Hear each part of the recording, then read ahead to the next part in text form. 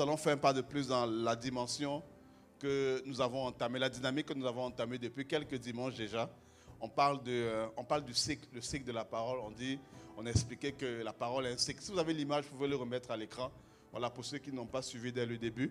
On a vu dans Ésaïe 55, à partir du verset 10, que la parole suit un cycle.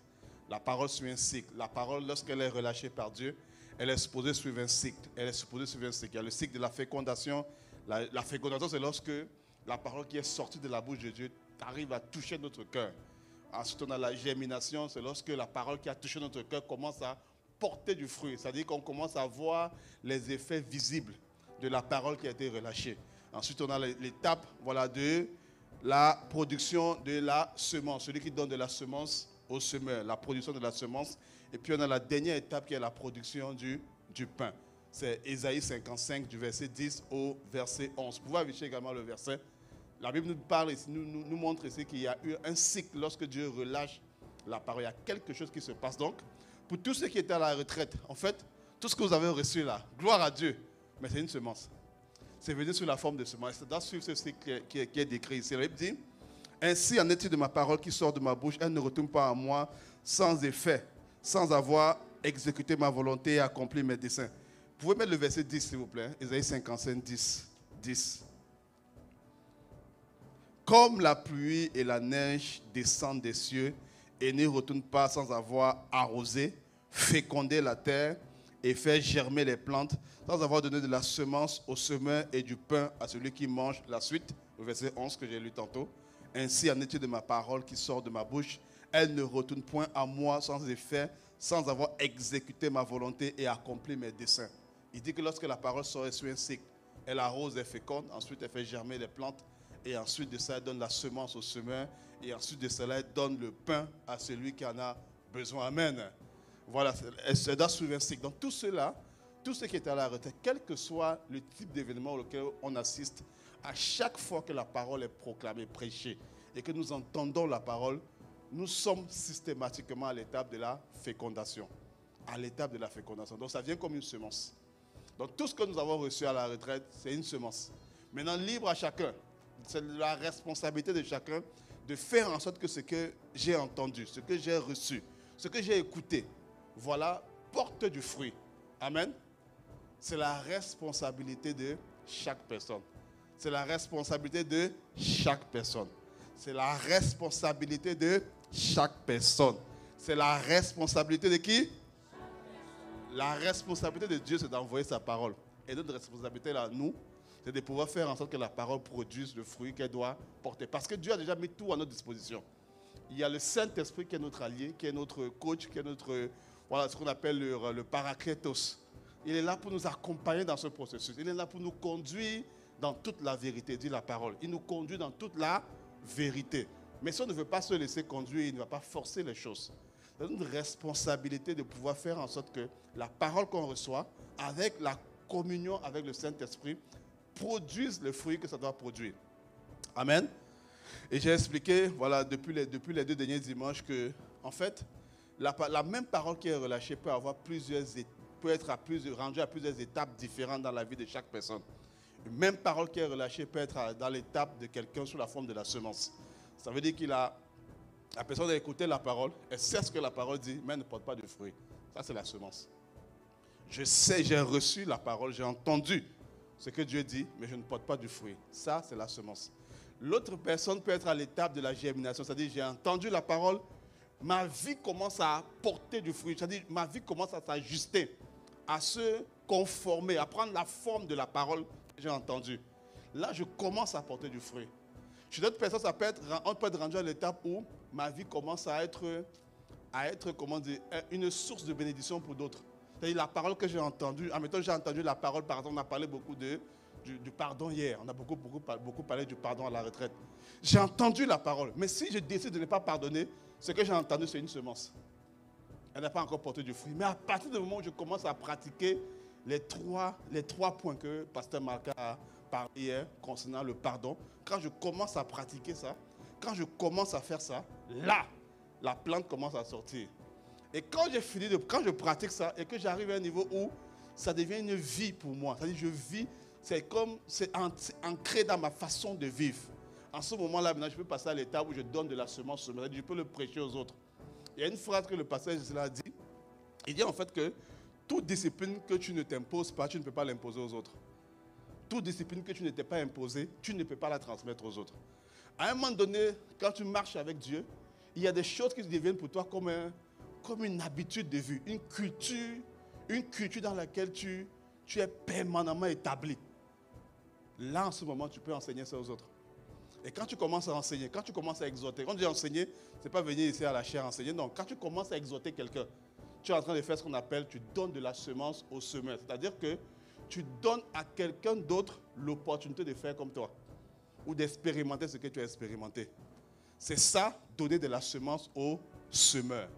Donner de la semence au semeur. Et aujourd'hui, on va voir l'étape où la parole devient la semence que je donne au semeur. Amen. Donc on va voir la troisième étape du cycle aujourd'hui. La donne de la semence au semeur. C'est le titre de mon message. Donne de la semence au semeur. Tout ce que j'ai reçu comme parole, tout ce que j'ai reçu comme parole bien-aimée, ça doit produire, c'est pour moi. Ça va me faire du bien, gloire à Dieu. Ça va produire les fruits, gloire à Dieu dans ma vie. Mais ce n'est pas juste pour moi. Tout ce que j'entends, tout ce que je reçois, va d'abord m'impacter moi, va d'abord m'affecter moi, va d'abord me toucher moi. Mais ce n'est pas juste pour moi. Ce n'est pas juste pour moi que Dieu l'envoie. Oui, ça va me faire du bien, mais ce n'est pas juste pour moi. Ce n'est pas juste pour me faire du bien et puis je continue. Non. Si j'expérimente la guérison du manque du pardon, oui, je serai guéri, mon âme sera restaurée. Gloire à Dieu. Mais ce n'est pas juste pour que mon âme soit restaurée. Ça ne finit pas là. La suite, c'est que moi-même aussi, je sème la semence de la restauration dans la vie de quelqu'un d'autre. C'est ça qu'il dit ici, qui donne, la parole donne la semence au semeur. C'est-à-dire que tu donnes également la même parole là, tu la donnes à quelqu'un d'autre. Comme les gens qui ont témoigné. Ils ont témoigné quelque chose qu'ils ont vécu. Et maintenant, ils donnent la semence à quelqu'un d'autre. Maintenant, on doit prendre le relais et puis continuer. On se comprend? Le cycle de la parole n'est pas supposée s'arrêter de vivre. Elle ne s'arrête pas de vivre d'ailleurs. Elle est supposée continuer perpétuellement. C'est une course de relais. Je prends, j'expérimente, mais je ne garde pas pour moi. Je donne à l'autre. Il prend, il expérimente, il ne garde pas pour lui, il donne à l'autre. Ainsi de suite. Ainsi de suite. La parole doit suivre un cycle. Elle suit un processus. Elle suit une dynamique. Et tu peux entendre la même parole depuis 25 ans. Mais c'est toujours la semence pour toi. C'est toujours la semence. Le fait que la parole passe à l'étape de plante, c'est-à-dire que notre vie commence à refléter la parole, ce n'est pas systématique. Ce n'est pas systématique comme je l'ai dit. Comme je l'ai dit. Luc chapitre 22 au verset 32. Luc chapitre 22 au verset 32. Mettez le verset 31. D'abord, le verset 31. Luc chapitre 22 au verset 31. Après ça, on va lire le verset 32. C'est Jésus qui est en train de parler à Pierre. Il dit à Pierre, Luc chapitre 22. Luc chapitre 22, pas 24. Vous devez afficher 24. Luc chapitre 22, affiché à partir du verset 31.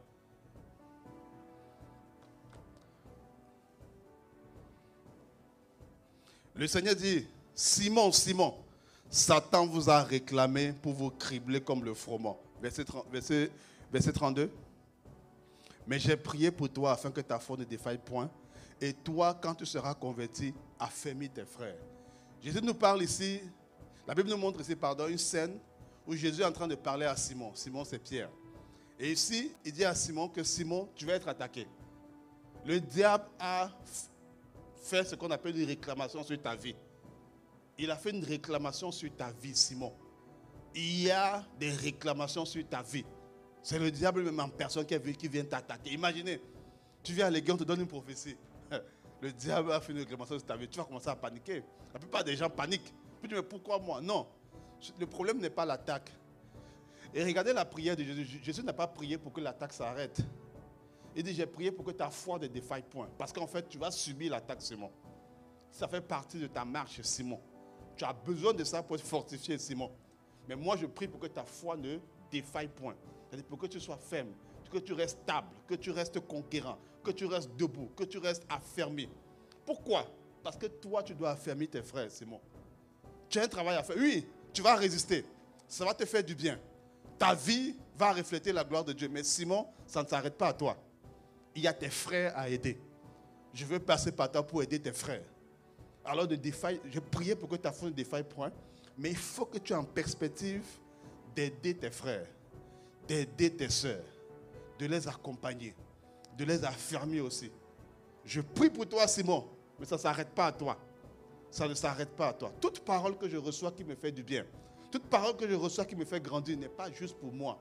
Elle n'est pas juste pour moi, bien-aimé. C'est aussi pour les autres. C'est aussi pour les autres. Dieu ne me fait pas du bien juste pour moi. Dieu ne me rend pas riche juste pour moi. Dieu ne me rend... Il n'y a personne que Dieu... Si quelqu'un vient te dire, vraiment Dieu m'a rendu riche pour que voilà, je dise à mon âme, repose-toi et dors. Non, ça ne vient pas de Dieu, ça. La Bible dit que nous sommes des sources de bénédiction. Tu es béni pour bénir. C'est comme ça, bien-aimé. Tu reçois, oui, il y a pour toi, mais il y a aussi pour les autres dedans. Il dit, la parole donne de la semence au semeur. Acceptons, bien-aimé, cette mission-là que la parole veut faire au travers de nous.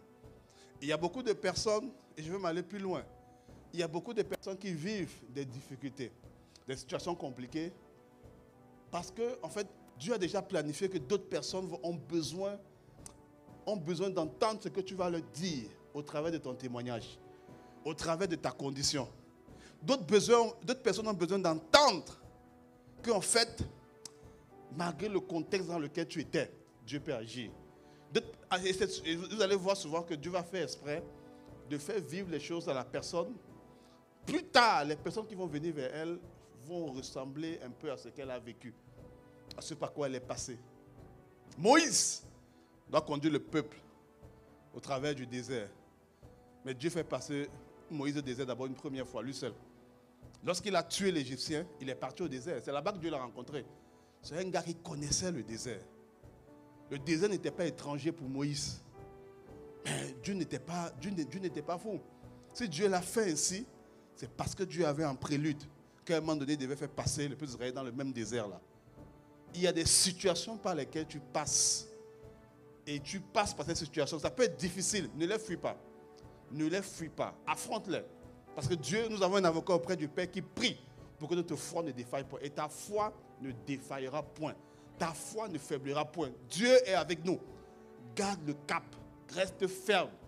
Fais confiance à Dieu. Faisons confiance à Dieu. Et en le faisant, je dis bien en le faisant, bien aimé, on va voir qu'on va développer des habiletés qui vont aider à d'autres. Qui vont servir à d'autres. Qui vont servir à d'autres. Qui vont servir à d'autres. Il dit, j'ai prié pour toi, afin que ta foi ne défaille point. Pas pour que la persécution s'arrête. Pas pour que la tentation s'arrête. Pas pour que les défis s'arrêtent. Ça ne vient pas de Dieu. Oui, Dieu reconnaît que non, ça vient du diable. Mais Dieu dit, ok, même si ça vient du diable, je peux utiliser ça pour pouvoir t'affermir, pour pouvoir aider les autres personnes. Il dit, j'ai prié pour toi, afin que ta foi ne défaille point. Et quand tu seras affermi, affermis tes frères. Affermis tes soeurs. Parle à tes frères. Parle à tes soeurs. Encourage-les. Challenge-les. Parle de ton histoire. Raconte comment tu es passé par la vallée de l'homme de la mort et tu n'as craint aucun mal. La Bible dit qu'on l'a vaincu à cause du sang de l'agneau et de la parole de notre témoignage. Le témoin, c'est celui qui a vécu quelque chose. Comment on peut être témoin sans avoir assisté à une scène? Ça n'existe pas. Il n'y a pas de témoin qui n'assiste pas à des scènes. En général, quand il y a une scène qui se passe, quand on vient voir le témoin décrit ce qu'il a vu. Et souvent, bien aimé, il y a des situations par lesquelles nous passons. Dieu veut que nous soyons des témoins de ce qu'il va faire pour pouvoir raconter aux autres. Est-ce qu'on se comprend? On se comprend, bien aimé? Est-ce qu'on peut dire amen à ça? Est-ce qu'on peut dire amen à ça? Jean chapitre 4, du verset 28 au verset 29. Jean chapitre 4, du verset 28 au verset 29, nous parle d'une femme, une femme samaritaine que Jésus a rencontrée au puits. Il a rencontré cette femme au puits. Et cette femme, bien aimée, c'est une samaritaine. Vous savez que quand on spécifie l'origine des personnes dans la parole, ce n'est pas pour rien. Quand la parabole du bon samaritain, quand on dit qu'il est samaritain, il y a un intérêt à préciser qu'elle est samaritaine. Parce que normalement, les Juifs et les Samaritains n'avaient aucun rapport. Les Juifs et les Samaritains étaient en conflit. Voilà, on va dire ça comme ça. Donc, ils n'étaient pas supposés échanger, dialoguer. Non, il n'y a pas de convivialité entre les Juifs et les Samaritains. Et cette femme-là, Jésus la rencontre au puits. Il la rencontre dans un puits. Et cette femme, bon, elle va à ses occupations. Mais ce jour-là, elle a fait une rencontre extraordinaire. Elle a rencontré Jésus. Et Jésus a commencé à lui parler concernant sa propre vie, lui donner des paroles de connaissance en ce qui concerne sa propre vie. Jésus a commencé à lui révéler, en fait, c'était quoi son vrai problème. Elle avait plusieurs maris. Jésus a commencé, en fait, sa restauration de l'âme a commencé à ce moment-là. La restauration de son âme a commencé à ce moment-là. Il a commencé à lui parler. Il a commencé à parler à la dame. Et puis à un moment donné, la dame a été touchée. Elle a reconnu que Jésus était véritablement le Messie. Et puis à un moment donné, Jean chapitre 4, verset 28, on va lire. Alors la femme, ayant laissé sa cruche, s'en alla dans la ville et dit aux gens, venez voir un homme qui m'a dit tout ce que j'ai fait. Ne serait-ce point le Christ? Et regardez ici, cette femme-là, Jésus l'a rencontrée, lui a parlé, lui a fait du bien. Et qu'est-ce qu'elle fait par la suite? Ce que Jésus a fait là, elle prend ça, elle va dire aux autres. Elle va propager, elle va parler, elle va annoncer. C'est une femme, elle n'était pas née de nouveau. Puisque, d'ailleurs même, personne n'était né de nouveau à ce moment-là. Puisque, je n'étais pas encore passé, elle n'était pas encore mort à la croix. Elle n'était pas née de nouveau. Elle n'était même pas parmi les disciples. Elle n'était même pas un juif. C'était une samaritaine. C'est-à-dire quelqu'un qui, normalement, n'aurait pas dû être proche de Dieu. N'aurait pas dû rencontrer Jésus. Mais cette femme-là, avec ce que Jésus a fait, le peu de temps que Jésus a passé avec elle, elle est partie annoncer. Et quand elle est partie annoncer, la suite. Il sortit de la ville et il vint vers lui. Il, c'est qui? Les gens à qui elle a annoncé. Les gens de son village. Les gens à qui elle a parlé. Voilà une femme qui a rencontré le Seigneur Jésus. Elle a été touchée, mais n'a pas gardé ça pour elle, bien-aimée. Elle a propagé. Elle a donné de la semence au semeur. Et plus tard, vous allez voir que les gens qui sont sortis, ils vont faire cette affirmation. Ils vont dire, en fait, nous on croit maintenant. Pas non plus à cause de ce que tu nous as dit, à cause de ce que nous-mêmes nous avons vu. C'est ce que ces personnes qui sont sorties, qui sont allées vers Jésus, ont commencé à dire après.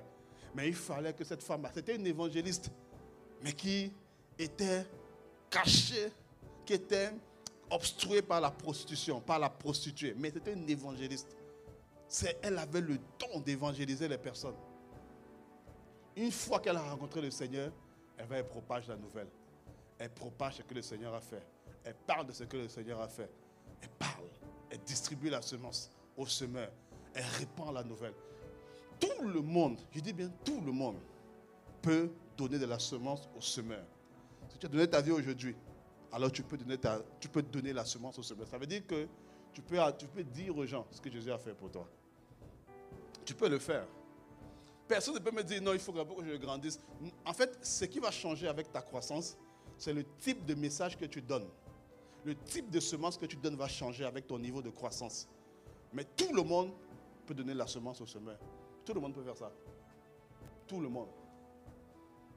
Tout le monde peut faire ça. Je dis bien tout le monde peut faire ça. Quel que soit ton niveau de maturité spirituelle, c'est ce qui va changer dans ta maturité, c'est ce que tu dis.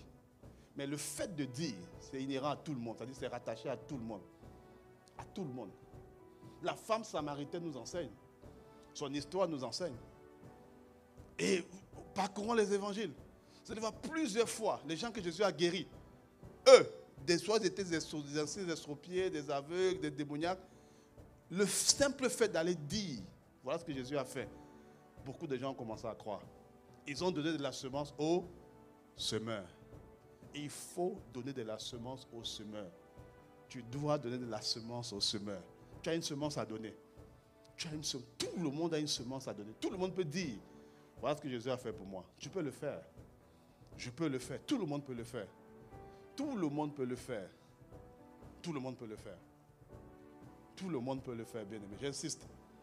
Parce que beaucoup de personnes se disent, je vais commencer à faire quand je serai comme ça, je serai comme ça. Non, bien aimé. Ce que le Seigneur fait pour toi, il y a quelqu'un qui a besoin d'entendre ça. Quelqu'un a besoin d'entendre ça. Quelqu'un a besoin d'entendre ça. Je te garantis que quelqu'un a besoin d'entendre ça. Besoin d'entendre ça. Ah. Tout le monde peut donner sa semence, la semence au semeur. Tout le monde. Tout le monde. Et quand tu le fais, le problème c'est que les gens ne le font pas souvent parce qu'ils ne voient pas l'intérêt. Non, de vous à moi. Les gens, on ne le fait pas souvent. Je dis, nous ne le faisons pas, je m'inclus dedans. Parce qu'on ne voit pas, nous ne voyons pas nos intérêts. Qu'est-ce que je gagne à écrire mon témoignage sur un papier à partager aux gens? Ça va m'apporter quoi? Qu'est-ce que ça va changer dans ma vie? J'ai mes propres problèmes. J'ai mes défis. J'ai mon loyer. Je ne sais pas quoi. Je dois me marier. J'ai un travail que je cherche. Je ne sais pas. Plein de raisons. Oh, je passe par des temps difficiles. Je ne me sens pas bien. Je suis malade dans mon corps. Nous avons beaucoup de raisons. On ne voit pas. On le fait parce qu'on ne voit pas pourquoi on doit le faire. On ne voit pas pourquoi on doit le faire. Mais tout le monde peut le faire. Tout le monde peut le faire. Juste qu'on ne voit pas pourquoi il faut le faire. Or, bien aimé, c'est crucial. Et je dis même c'est capital et vital pour un chrétien d'avoir la culture de toujours donner de la semence au semeur. De la semence au semeur. Bien aimé, vous savez, la Bible dit qu'il y a plus de bonheur à donner qu'à recevoir. Il y a plus de bonheur à donner qu'à recevoir.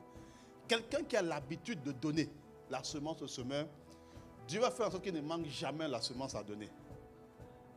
Est-ce que tu m'entends? Quelqu'un qui a l'habitude d'encourager les autres, malgré, peu importe sa situation, d'aider les autres, d'encourager, de prendre soin des autres, de prier pour les autres, on va le voir tantôt, de prier pour les autres, d'encourager, Dieu va faire en sorte que lui-même aussi, il ne manque jamais de ressources pour faire ces choses-là. Jamais de ressources. Il ne manque jamais de ressources pour faire ça. Je vais aller vite aujourd'hui. Donner de la semence au semeur, bien-aimé, c'est une étape cruciale dans la marche avec la parole. En fait, quand tu donnes de la semence au semeur, c'est littéralement ce qu'on appelle prêcher l'évangile, annoncer une bonne nouvelle. Quand tu es en train de dire, c'est possible, moi j'étais dans le rejet. J'ai pu m'en sortir du rejet à partir de la parole de Dieu. À partir de ce que Dieu dit, que la pierre qui a rejeté les bâtisseurs est devenue la principale de l'encre. Alors toi qui es rejeté, je te dis, tu peux t'en sortir. Tu n'es pas obligé de garder ses pensées. Tu n'es pas obligé de garder la pensée de rejet. Si quelqu'un te rejette, sache que Dieu ne te rejette pas. Dieu t'accepte. Quand tu le dis, tu es en train de donner la semence à quelqu'un d'autre. Et quand tu fais ça, le Seigneur va faire en sorte que tu aies toujours de la semence à donner à quelqu'un d'autre dans tous les domaines.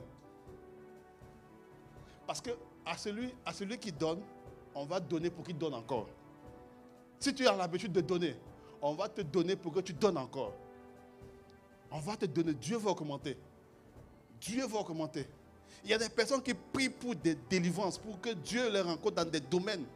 Mais ce qu'ils ont déjà, ils n'apprennent pas à donner. Donne-le.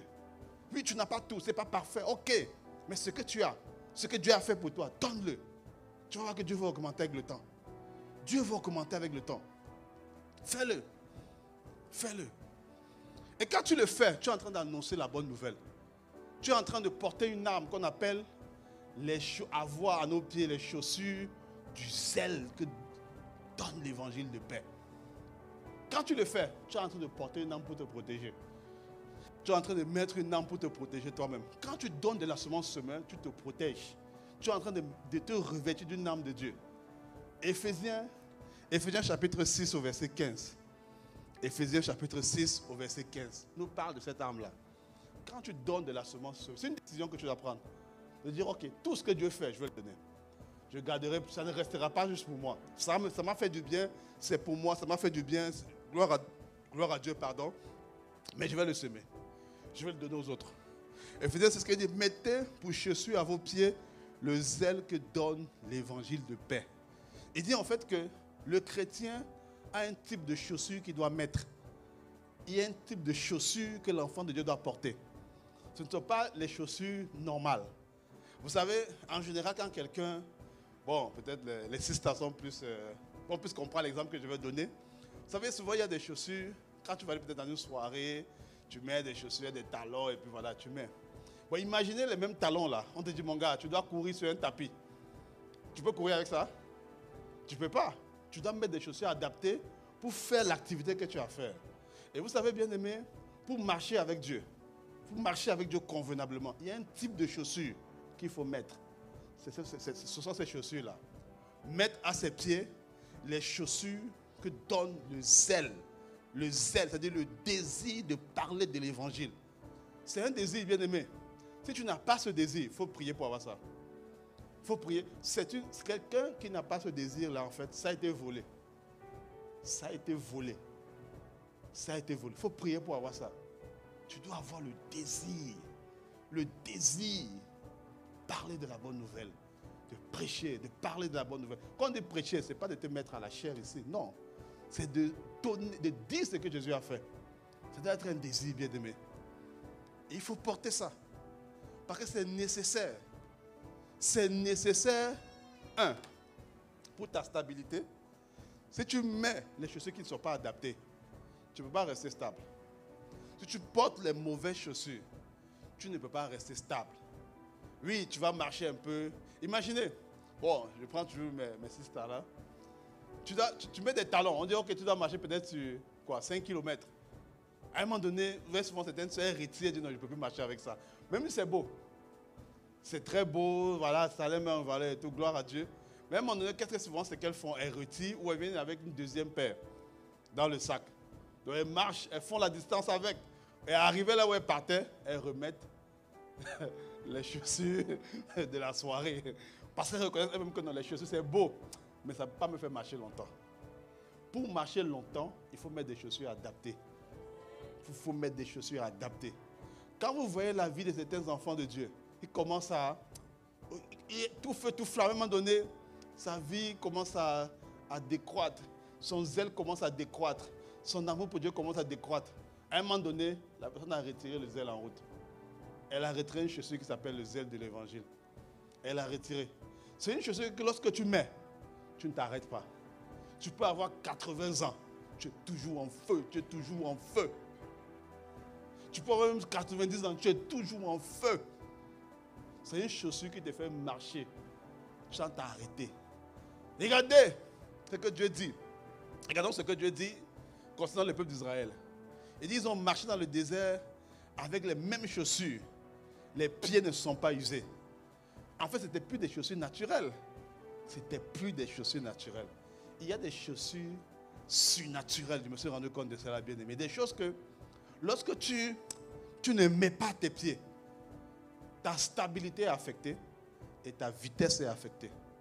C'est-à-dire que le fait de toujours te dire de dégager du temps pour aller annoncer la semence, parler du Seigneur, encourager quelqu'un, appeler un frère, une soeur pour l'encourager, prendre soin d'un groupe de disciples. Quand tu dégages du temps pour faire ça, tu as le zèle de l'évangile au pied. Tu es en train d'annoncer la parole. Tu es en train de te rendre plus stable. Parce que je vais te dire quelque chose, bien aimé, un secret. Un secret. Il y a des choses que, à cause du fait d'annoncer, le fait que tu prends soin des autres, il y a des choses que tu ne vas plus faire. Même si tu peux le faire, tu ne le feras plus. Ça va te discipliner d'une certaine façon. Tu vas dire, mais toi, ce n'est pas toi qui parlais du Seigneur hier. Ce n'est pas toi qui parlais du Seigneur hier. Comment on te trouve ici? À cause du fait que tu as prêché aux autres, il y a une discipline que tu vas t'imposer. C'est pourquoi l'apôtre Paul dit, je traite durement mon corps de peur moi-même d'être rejeté après avoir prêché aux autres. Le fait d'avoir prêché aux autres va créer une forme de discipline dans ta vie. Il ne faut pas avoir peur de ça. Souvent, certains disent non, je ne peux pas parler parce que je ne suis pas encore parfait. Oui, parle. Parle et puis le désir de ne pas être un objet de scandale, ça va te garder. Ça va te discipliner. Il y a une forme de discipline qui vient lorsque tu prends le temps de prêcher aux autres. Vous pouvez afficher le verset 8. Merci. On dit 1 Corinthiens 9, verset 8. Mais je traite durement mon corps et je le tiens assujetti de peur d'être moi-même rejeté après avoir prêché aux autres. Il dit, voilà ce qui me motive. Voilà ce qui me motive à traiter mon corps durement. Voilà ce qui me motive à me discipliner. C'est la peur d'être rejeté après avoir prêché aux autres. Le fait de donner la semence au semeur va engendrer en toi une discipline. Une discipline. Tu sais, si on n'affecte pas, si on n'affecte pas ton niveau de discipline, on ne peut pas augmenter ta capacité d'être un disciple. En fait, la capacité d'être un bon disciple du Seigneur se voit dans ta discipline. Ta discipline, c'est ça en fait qui détermine.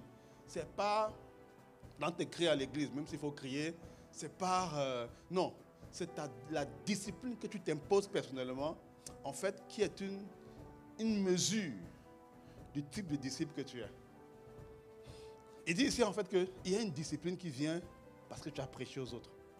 Hier, tu as dit aux gens, répentez-vous les gars, ne vous saoulez plus. Et c'est toi qu'on voit dans les bars le lendemain. Rien que pour ça, là, tu ne vas pas aller. Tu n'iras pas. Les mêmes gars que tu as prêché hier, ils te voient au bar en train de te saouler. Tu ne vas pas le faire.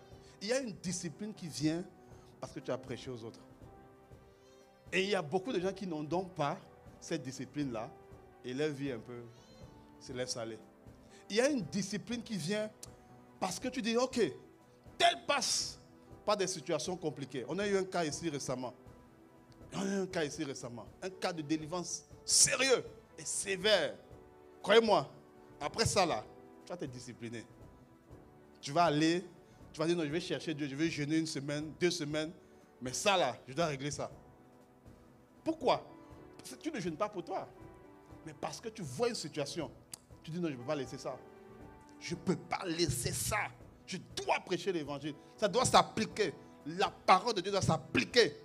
Et tu vas te discipliner. C'est pourquoi les jeunes sont venus me voir et me disent non, mais est-ce que. Non, il faut continuer le suivi de la sœur. Il faut continuer son suivi. C'est une membre de l'église.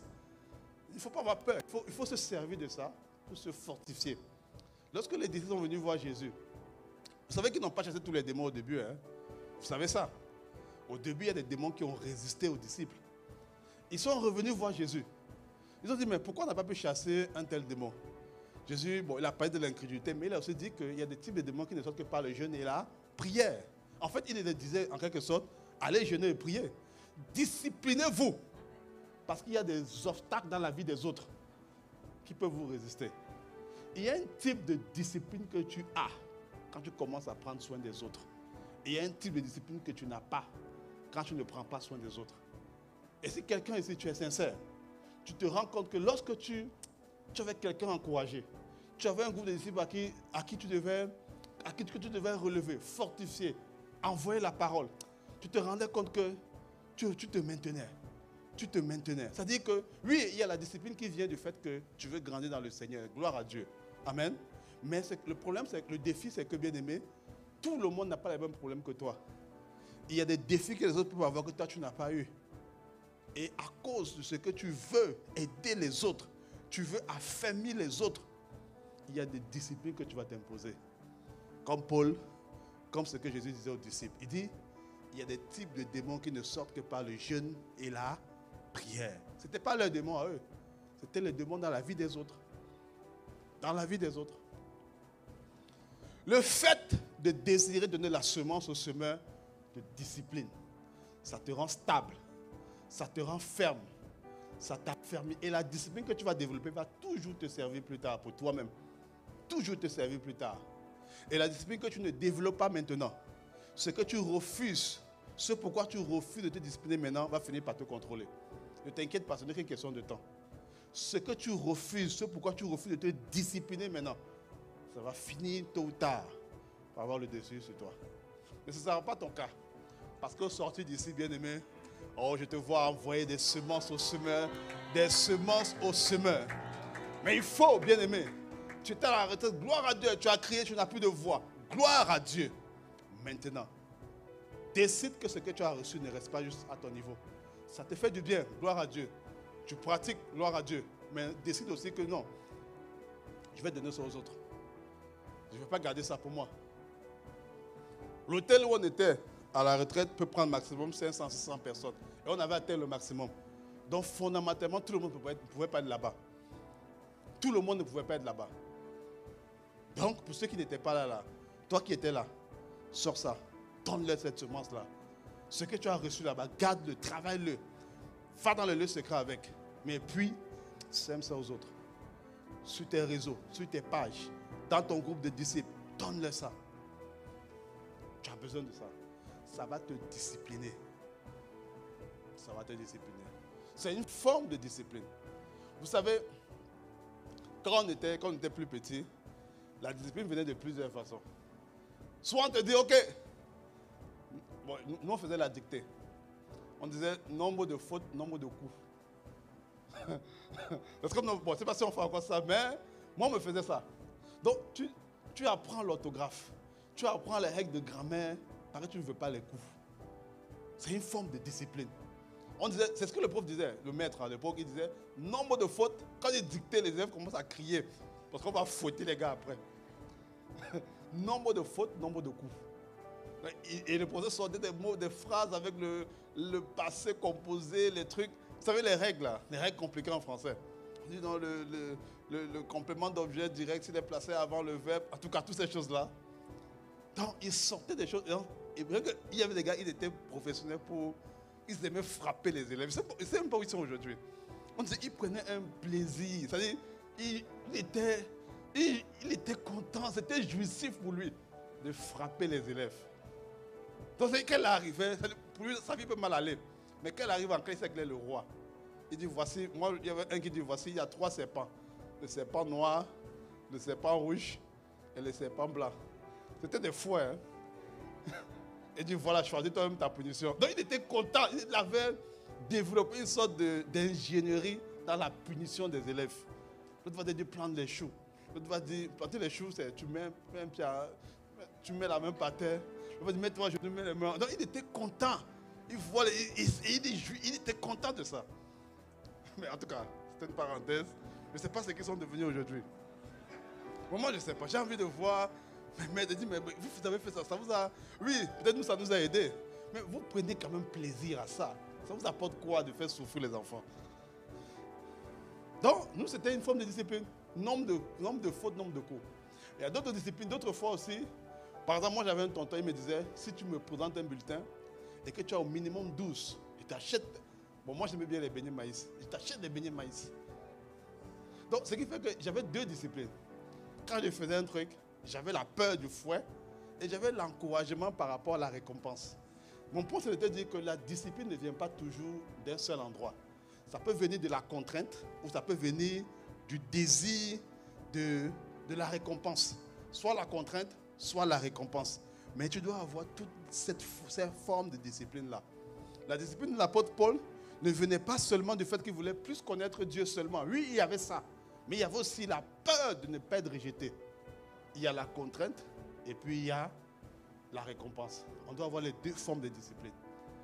2 formes. C'est pourquoi, quand on prêche l'évangile, oui, on doit toujours être en train de montrer vraiment la dimension de Dieu qui récompense. Mais souvent aussi, il faut montrer le Dieu qui... les conséquences négatives du fait de ne pas faire ce que Dieu dit. C'est les 2 qui donnent un équilibre et qui te disciplinent. Et le fait de prêcher aux autres, ça va te discipliner. Parce que quand tu vas commencer à donner la semence aux autres, tu vas venir tester par rapport à ce que tu prêches. Si tu as dit au gars, écoutez, semons. Parce que quand tu sèmes, Dieu ouvre les portes. Toi-même, tu vas être tenté par rapport à ça. Puis on va te dire, mais toi tu ne sèmes pas. Qu'est-ce qui se passe? Il faut donner de la semence au semeur parce que c'est une source de discipline. C'est pour ça qu'il faut mettre à nos pieds les chaussures que donne le zèle de la bonne nouvelle. Du zèle. L'évangile veut dire bonne nouvelle. Et puis la deuxième des choses, c'est que pour lesquelles il faut semer, donner sa semence au semeur, c'est-à-dire propager l'évangile, prendre soin des autres, parler du Seigneur, c'est que ça te fait aller plus vite. Ça te fait gagner du temps. Ça te fait gagner beaucoup de temps. Beaucoup de temps. Ça te fait courir plus vite. Ésaïe 40, du verset 30 au verset 31. Ésaïe 40, verset 30. Et regardez ce qu'il dit. Ce qu'Ésaïe nous dit ici. Les adolescents se fatiguent et se lassent. Et les jeunes hommes chancellent. On s'arrête là. Les adolescents se fatiguent et se lassent. Et les jeunes gens chancellent. Ici, il dit ici en fait qu'il y a des types de personnes qui vont faire des choses, mais ils vont se fatiguer. Il y a des types de personnes qui vont chanceler, ça veut dire que la personne n'est pas La personne n'est pas stable. C'est-à-dire, elle vacille. Elle vacille. Sa vie n'est pas ferme. Sa vie n'est pas stable. Sa vie n'est pas inébranlable. Il dit ici, c'est ça. Il y a un type de personnes. Il dit, les adolescents se lassent, se fatiguent et se lassent. Et les jeunes hommes chancellent. La suite. Mais ceux qui se confient en l'Éternel renouvellent leur force. Renouvellent leur force. Ils prennent le vol comme des aigles. Ils courent et ne se lassent point. Ils marchent et ne se fatiguent point. Pour marcher et ne pas se fatiguer, bien aimé, il faut mettre des bonnes chaussures. Si tu marches avec des talons hauts, d'ici jusqu'au boulevard des Récollets, il te garantit qu'en route, tu seras fatigué et tu auras mal aux pieds. Si tu ne veux pas avoir mal aux pieds, mets des tennis, mets des chaussures adaptées. Il y a des chaussures que les gens veulent, en fait, qui marchent avec, mais ce ne sont pas les bonnes chaussures. En fait, tu es là, ce qui te motive dans la vie, ton moteur, parce qu'on ne prend pas de chaussures, en fait, c'est ce qui te permet de prendre l'impulsion pour avancer. Mais ce qui te donne de l'impulsion, c'est souvent les mauvaises raisons. Il faut que le désir de parler de Dieu, ce qu'on appelle le zèle, avoir à nos pieds, le zèle de l'évangile, c'est ça qui doit être notre moteur, notre motivation, notre désir, ça doit être ça. Et c'est comme ça que tu prends de la vitesse. Quand tu le fais, tu prends de la vitesse. Tu cours. Et là, maintenant, tu peux prendre ton envol comme un aigle. Parce que tu as les bonnes chaussures. Si tu n'as pas les bonnes chaussures, tu ne peux pas courir vite avec Dieu. Tu ne peux pas courir vite. Tu ne peux pas aller vite. Beaucoup de personnes se disent que, on voit souvent dans l'annonce de l'évangile comme un moyen, comme une perte de temps. Ah non, j'ai des choses à faire, j'ai des projets à faire, j'ai des choses à accomplir. Voilà, je dois faire ci, je dois faire ça. Beaucoup voient ces choses-là. Beaucoup voient cela. Sans savoir que le zèle pour annoncer la parole de Dieu te fait aller beaucoup plus vite. Beaucoup plus vite que les autres. Beaucoup plus vite que les autres. Je vous ai parlé de la pêche miraculeuse. Il y avait plusieurs personnes qui ont fait l'école de pêche. Mais parmi les personnes qui ont fait l'école de pêche, il y a une personne qui a décidé que sa barque, c'est-à-dire tout son outil, son artillage qu'il a pour pêcher, va servir d'abord à annoncer l'évangile. C'est Pierre. Et il a donné dans la barque à Jésus pour annoncer l'évangile. Et qu'est-ce que Jésus a fait? Il a pris la barque, il a prêché. Et après ça, il a fait la pêche miraculeuse. Il est allé beaucoup plus vite que les autres. Les autres qui ont dit non, moi, ma barque c'est pour pêcher. Moi, ce qui m'intéresse, c'est la pêche. Je dois avoir mes poissons. Mais Pierre, à un moment donné, a accepté que, en fait, que ce qui soit le moteur de son activité serve à annoncer l'évangile, serve à prêcher Dieu, serve à parler aux autres, serve à annoncer aux autres. Et ça, Dieu a transformé ça pour faire une pêche miraculeuse. Quand tu décides de faire en sorte que annoncer, donner de la semence au semeur, parler du Seigneur devient une priorité pour toi, Dieu te fait aller beaucoup plus vite. Il te fait aller beaucoup plus vite. C'est pourquoi il dit, il n'y a personne qui aura abandonné père, mère, terre, et qui ne reçoive dans ce siècle au centuple, dans le siècle au centuple, bien aimé, avec les persécutions, mais il va quand même recevoir multiplié par 100. Ça va quand même multiplier par 100. Donc il est en train de dire en fait que ce que tu acceptes de perdre là, quand tu le perds pour l'évangile, le temps que tu acceptes de perdre, je n'ai pas le temps, je suis occupé, je fais 2 jobs. Le temps que tu acceptes de perdre pour parler du Seigneur, tu vas le récupérer au centuple. Tu vas le récupérer. C'est une question de temps. Ce que je dis là, bien aimé, bon, je prie que tu sois à l'église pour voir ça. Tu comprends? Reste juste. Ou du moins, viens à la soirée qu'on aura, je pense c'est la soirée des diplômés. Tu vas comprendre, tu vas voir les témoignages concrets par rapport à ce que je te dis. Tu vas voir les témoignages, tu vas écouter les témoignages concrets par rapport à ce que je te dis là-bas. Parce qu'on n'a pas la plateforme justement pour parler de toutes ces choses-là. Là-bas, tu vas écouter. Parce qu'en fait, quand tu décides de faire de la propagation de l'évangile ta priorité, tu vas plus vite. Tu vas plus vite. Et on va finir ce matin. Voilà, j'accélère. On va finir ce matin, bien-aimé, avec 3 endroits. 3 endroits où il faut donner de la semence au semeur. C'est-à-dire, 3 endroits où il faut propager la bonne nouvelle. 3 endroits. Premier endroit, c'est la maison de Dieu. La maison de Dieu. Dis avec moi, la maison de Dieu. La maison de Dieu fait référence,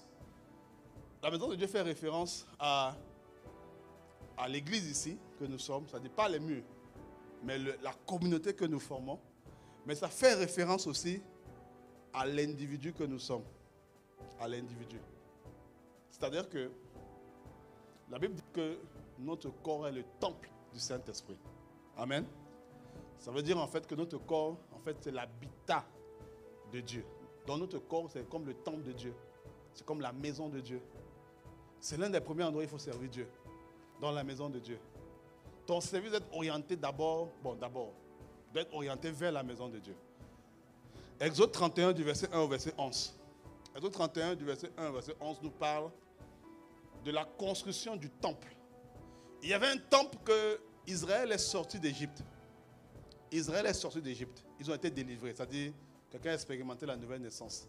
Et quelques temps après, ils doivent passer par le désert. Mais dans le désert là, il faut qu'ils aient l'habitude de venir rencontrer Dieu. Et on rencontre Dieu dans un temple. Et il fallait construire le temple.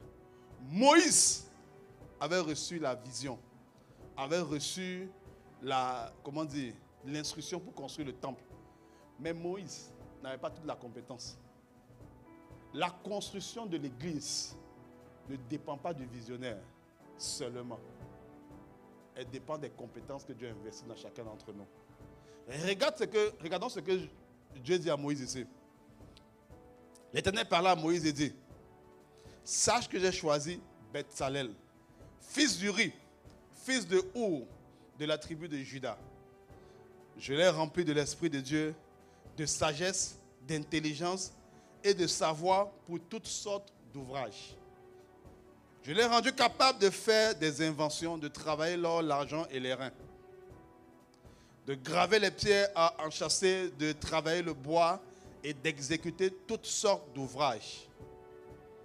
Et voici, je lui ai donné pour aide Oholiab, fils d'Aïsamak, de la tribu de Dan. J'ai mis de l'intelligence dans l'esprit de tous ceux qui sont habiles pour qu'ils fassent tout ce que j'ai ordonné. Amen. Tout ce que j'ai ordonné. La tente d'assignation, l'arche du témoignage, le propitiatoire qui sera dessus et tous les ustensiles de la tente. La suite, la table et ses ustensiles, le chandelier d'or pur et tous ses ustensiles, l'autel des parfums.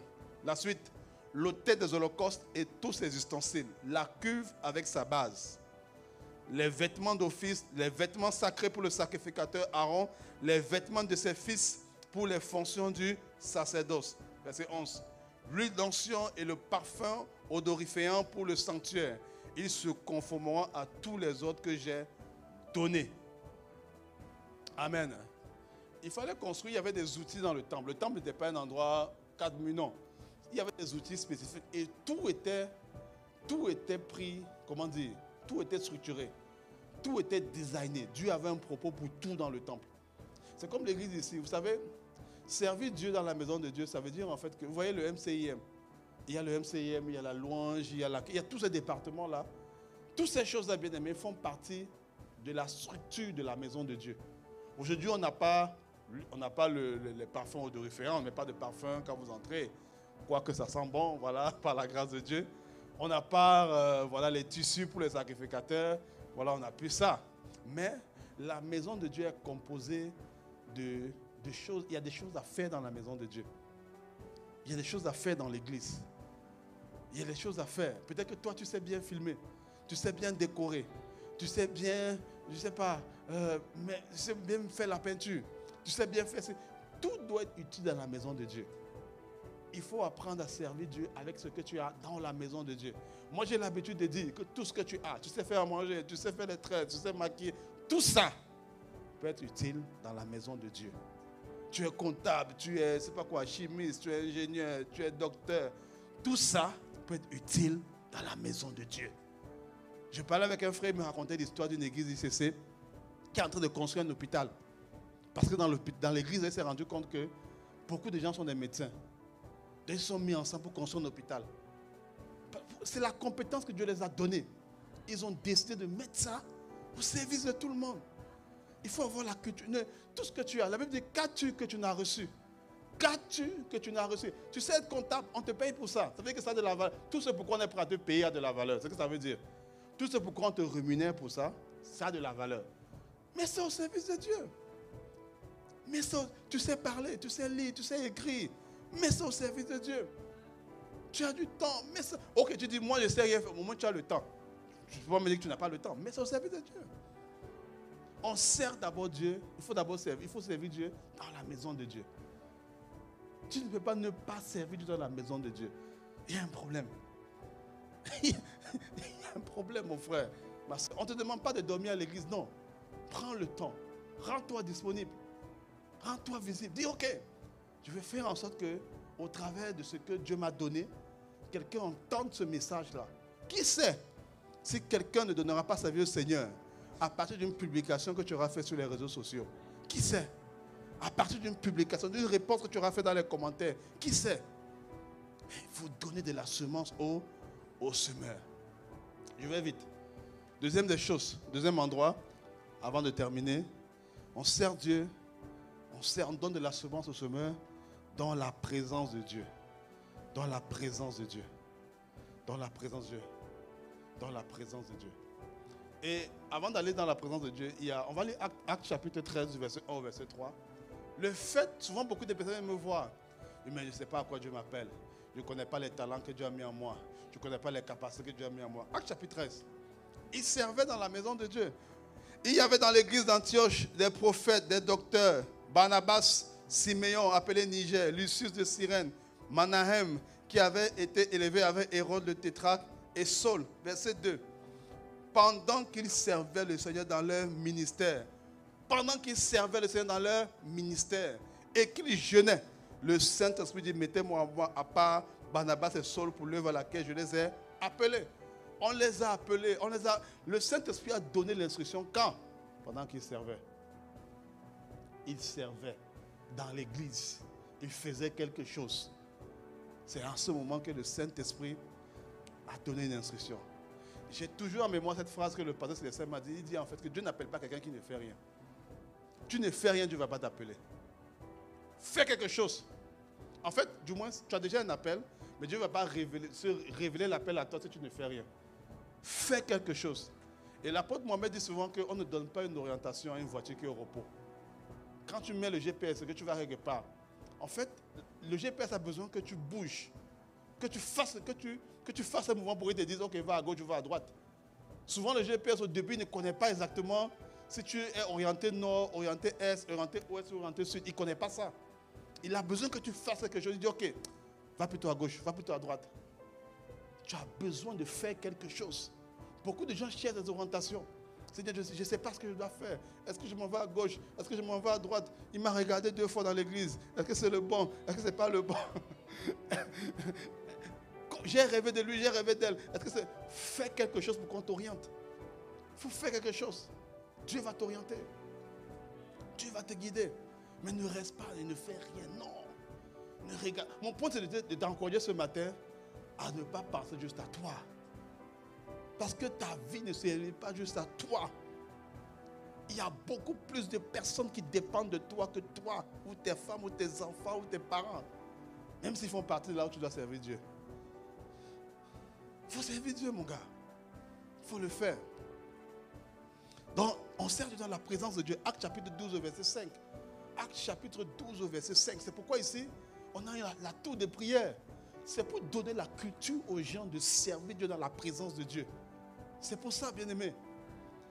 Il dit, Pierre, donc, était gardé dans la prison et l'église ne cessait d'adresser pour lui des prières à Dieu.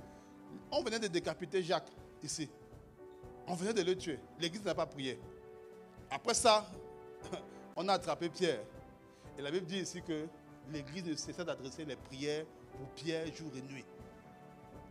Il servait Dieu. Il priait pour Pierre. Il dit, bon, moi, je n'ai pas le temps. Je vais être là le dimanche. Mais il y a une tour de prière qui est là. 24, de 2h à 6h. Tu comprends? Tu peux servir Dieu là-bas. Je dis, ok, je n'ai pas le temps. Ok, on accepte. Ok. Mais va sur la tour. Prie pour quelqu'un. Prie pour une telle personne. Prie pour l'évangile. Prie pour des choses. Prie pour des personnes. Tu as un groupe de disciples. Prie pour eux. Prends des personnes. Même si, écoute, tu n'as pas besoin de connaître les gens. Non. Prends les noms. On te dit que moi je veux prier pour les gens. Tu pries. On a 2 exercices tous les jours. Sers Dieu dans la présence de Dieu. C'est le 3e endroit. Le 2e endroit, pardon. On sert Dieu dans la présence de Dieu. Dans l'intercession pour autrui. L'intercession. Si tu pries pour quelqu'un, quelqu'un priera pour toi. C'est pourquoi la Bible dit que l'arroseur sera arrosé. Si tu prends le temps de prier pour quelqu'un, tu sais, il y a des choses qui m'arrivent. Je sais que ça là, ça ne m'arrive pas au hasard. Quelqu'un a prié pour moi. Mais je ne sais pas, c'est une prière que moi je n'ai pas faite. Mais le fait de prendre soin des autres, le fait de donner de la semence, quelqu'un te donnera sa semence aussi. Quelqu'un priera pour toi. Quelqu'un prendra le temps de prier pour toi. Ou même quand tu vas dire aux gens, priez pour moi, je passe pour des temps difficiles. Les gens vont prier. Ils vont prier. Parce que tu récoltes, on récolte ce qu'on sème, bien aimé. Prends le temps, sers Dieu dans sa présence. Prenons le temps, bien aimé. Il y a la tour pour ça. La tour de prière est là. Et puis le dernier endroit pour finir ce matin, on sert Dieu dans les sphères d'influence. C'est 1, la maison de Dieu. 2, la présence de Dieu. 3, dans les sphères d'influence, Dieu nous a positionnés. Et chacun d'entre nous ici, nous sommes dans des sphères d'influence, qu'on en soit conscient ou pas. Tout le monde ici vient d'une famille. Qui ne vient pas d'une famille? Bon. Tout le monde vient d'une famille. Donc, tu es dans la sphère d'influence qu'on appelle la famille. Il faut servir Dieu dans ta famille. Tout le monde ici là, a des finances. Tu as des finances. À moins que tu me dis que non, je vis de la charité. Bon, je ne crois pas que c'est le cas de quelqu'un ici. Donc tu as au moins un compte, voilà, où tu peux faire des transactions. Donc tu es dans la sphère d'influence qu'on appelle les finances. Ou tu me dis que tu n'as pas besoin de finances. Non. Comment tu payes ton loyer, comment tu vis. Tout le monde est dans la sphère qu'on appelle les finances. Tout le monde ici, bien aimé. Voilà, tout le monde ici. Voilà, tout le monde. La plupart, je pense que la plupart, sur les réseaux, en fait, est en contact avec tout ce qui est divertissement. Tout ce qui est divertissement, tout ce qui est réseau, tout ce qui est média, en tout cas média. Donc tout le monde dans la sphère des médias. Tu sers dans les sphères d'influence où Dieu t'a positionné. Tout le monde ici est sous l'autorité du gouvernement canadien. Donc nous sommes dans la sphère de la gouvernance. Tout le monde ici, autant que nous sommes dans les sphères d'influence. C'est pourquoi je dis souvent aux étudiants ici que si tu sers à l'église et que tu rates ta session, tu ne sers pas Dieu. Tu ne sers pas Dieu. Servir Dieu commence dans ta session. Ça commence dans l'université. Comment tu gères tes cours. Tu ne peux pas me dire, je sers Dieu dans la maison de Dieu. Gloire à Dieu. Je suis sur la tour. Gloire à Dieu. Je prie même 3 fois par semaine. Gloire à Dieu sur la tour. On bénit Dieu pour ça. Et puis tu rates ta session. Et il y a un endroit où tu ne sais pas bien Dieu. Tu n'es pas équilibré. Il faut servir Dieu dans tous ces endroits-là. Dans la maison de Dieu, dans la présence de Dieu, mais aussi dans les sphères.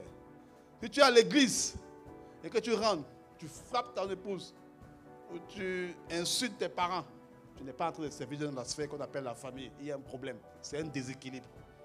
Il faut être équilibré dans le service pour Dieu. Quand tu sers Dieu dans tes études. En fait, il faut qu'on voit tes notes, on voit la semence de Dieu. On doit voir de Deutéronome 28 dans tes notes. Tu seras la tête et non la queue. Tu seras en haut et non en bas. Tes notes doivent aider à dire ce message-là. Tes résultats au travail doivent aider à dire. Si toi au travail tu es toujours le plus mauvais, le plus mal classé, le plus mauvais employé, on te garde seulement parce que, bon écoute, il faut faire le nombre.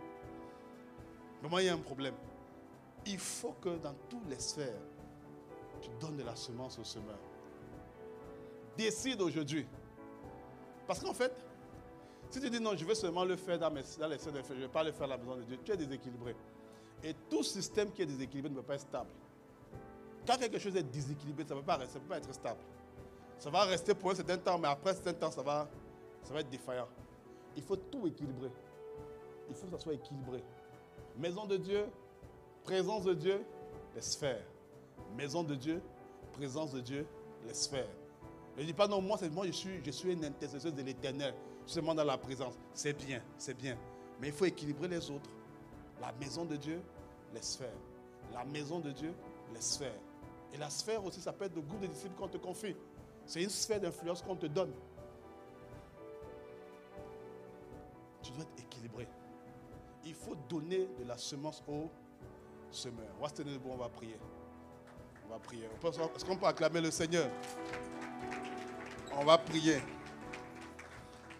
Vous savez, dans les sphères d'influence, c'est quelque chose qu'on aura le temps, j'espère que j'aurai l'occasion de parler de ça. Beaucoup de chrétiens banalisent. Mais servir Dieu dans les sphères d'influence vont éviter que les lois iniques ne soient votées dans le pays. Vous savez, le rêve que Dieu a donné à Pharaon concernant la famine à venir, c'est Dieu qui a donné le rêve à Pharaon. Hein. Pharaon, c'était un adorateur d'idoles. Dieu donne les rêves à un adorateur d'idoles. Pourquoi? Dieu annonce les choses à venir. Il passe par Pharaon, qui est un adorateur d'idole. Pourquoi? Parce que Pharaon, il avait l'autorité, c'est-à-dire la position pour empêcher ce qui devait venir. Il y a beaucoup de choses qui doivent arriver. Je vais aller plus loin. Beaucoup d'inventions qui doivent arriver, que Dieu donne aux païens. Et c'est Dieu qui donne. Parce que les chrétiens ne sont pas là où il faut être. Parce qu'on n'a pas appris à servir Dieu dans les sphères d'influence. Je me souviens du témoignage d'un homme de Dieu qui est parti, qui a été ravi en esprit. Et Dieu lui a montré des choses qu'il y avait au ciel. Il disait qu'il a vu dans le ciel des appareils qu'il n'avait jamais vus sur la terre. Et qui sont arrivés sur la terre quelques années après. Quelques années après. La Bible dit qu'en Christ, nous avons toute la richesse de la connaissance. Il y a des choses que Dieu a résolu de faire arriver sur la terre. Et quand ça doit arriver, Dieu scrute qui est la personne qui est positionnée pour faire que ça arrive. C'est pourquoi Nebuchadnezzar, le roi de Babylone, ce n'était pas un enfant de Dieu. Il n'était même pas un juif. C'est à lui que Dieu donnait la révélation de la fin des temps. Et Daniel est venu interpréter.